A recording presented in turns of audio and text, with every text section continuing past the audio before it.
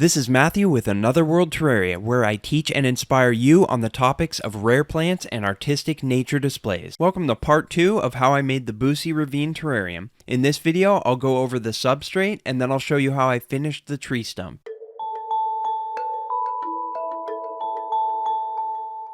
This substrate is called bonsai block. It's made of clay particles that have been exposed to extremely high temperatures. This makes them very hard and long-lasting. The term for hardening via heat treatment is called calcining. Bonsai block has an alkaline pH of about 8.6. I chose it for this build for several reasons. First, because the size, texture, and color all look natural and pleasing against a hardscape. Second, because it effectively completes the design that I had envisioned for this terrarium. And third, it's suitable for Buceplant plants, which I planned on using as the primary focus of the terrarium. Bonsai block can be purchased from Bonsai Jack. Here's a custom funnel that I made from an old spaghetti box. It's long and has a wide top and a narrow end.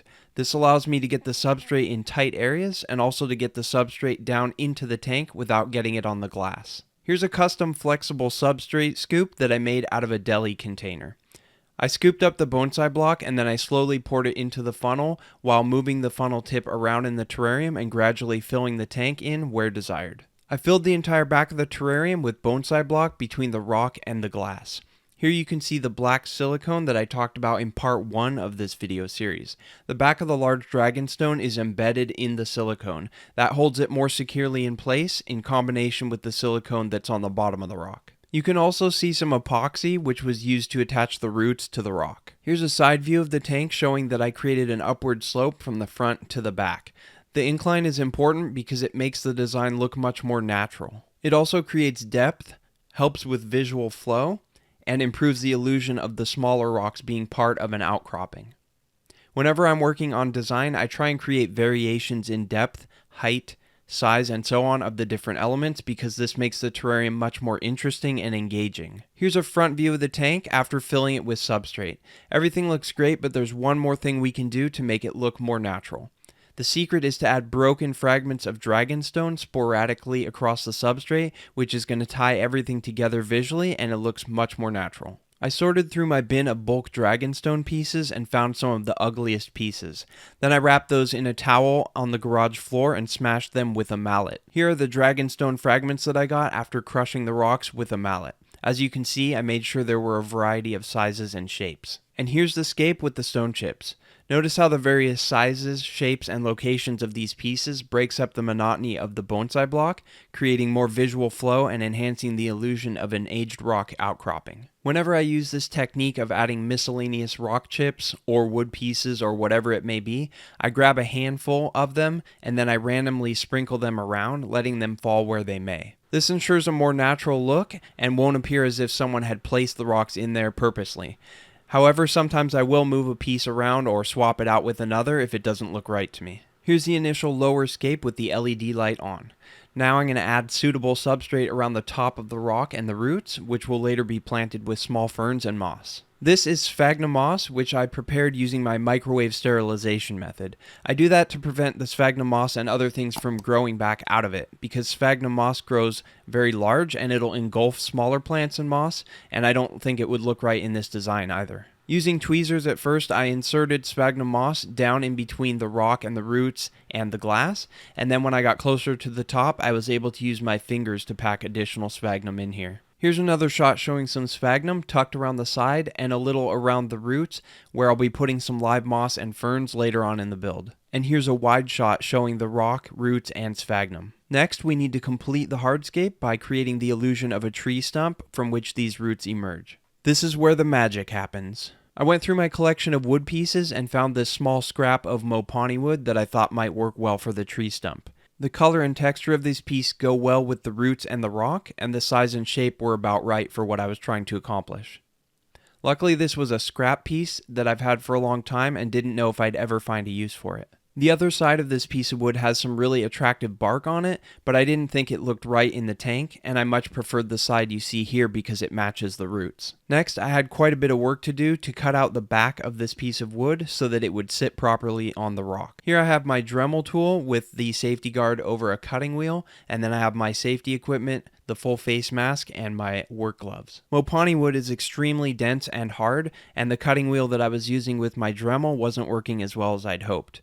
The wood actually was grinding the cutting wheel down, and it kept smoking because of the heat buildup. Therefore, I actually had to start and stop the Dremel quite often to let it cool. When I realized that the Dremel wasn't working as well as I'd hoped, I got this wood saw here, and that was able to cut the wood much better. I also used the pliers to break pieces of bark and wood off as I cut through it. Periodically while I was working on this, I would test fit the wood over the rock so that I could keep making adjustments with the saw and the pliers until I finally got the shape that I needed. This is the stump after cutting out the back and making some adjustments. Note the shape of the wood and how the bottom of each side angles outward, which is kind of aligned with the visual lines of the roots. This makes it look like the roots could be connected to the stump. We're going to be improving that illusion in a minute, and when planted with moss in a later video, it's going to look quite natural. Here I used some white duct tape to mark where I needed to cut the wood off so that the terrarium lid could fit on. After sawing the top off, I was ready to preview the scape again. Here's the LED light showing off our partially completed stump.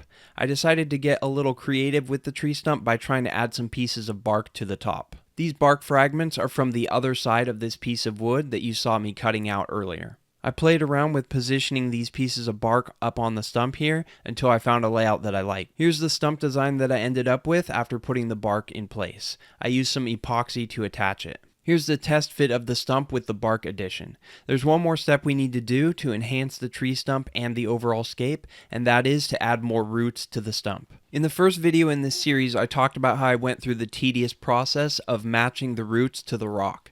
The same method was used here to fit more roots around the tree stump. There's a few things I want to note about the tree stump and roots here. I varied the thicknesses of the roots to help sell the illusion of a tree stump which had grown over the rock. I made sure that I didn't use any thick roots higher up on the stump because it wouldn't look natural to have thick roots coming out the side. You can see I used some thinner roots around the side of the stump, and then I used bigger, thicker roots coming out from underneath. One important thing I want to point out is that there's this piece of root that comes off at a horizontal angle. That actually breaks the visual flow of the design. As you can see, your eye kind of goes to this area and it doesn't look natural. So you'll see in the finished terrarium that I cut that little horizontal piece off. Once I had a design that I liked, I attached all of these roots one by one using epoxy. Finally, we're ready to preview the finished hardscape. I want to point out a few things here in the finished hardscape. You can see, one, that the color of the wood and the texture kind of matches these roots right here, so it blends together. Another thing is that the color and texture of the bonsai block and the other pieces of rock, as I said, kind of blends in and works well with the roots and with the color of the main stone here. And finally, I want to point out that there's that horizontal piece, as I mentioned, that kind of breaks the visual flow right there, and so I ended up cutting that off later. In part 3 of the series, we'll be planting the terrarium with Bucephalandra, ferns, and moss, and I'll share a few details about lighting, misting, and other care.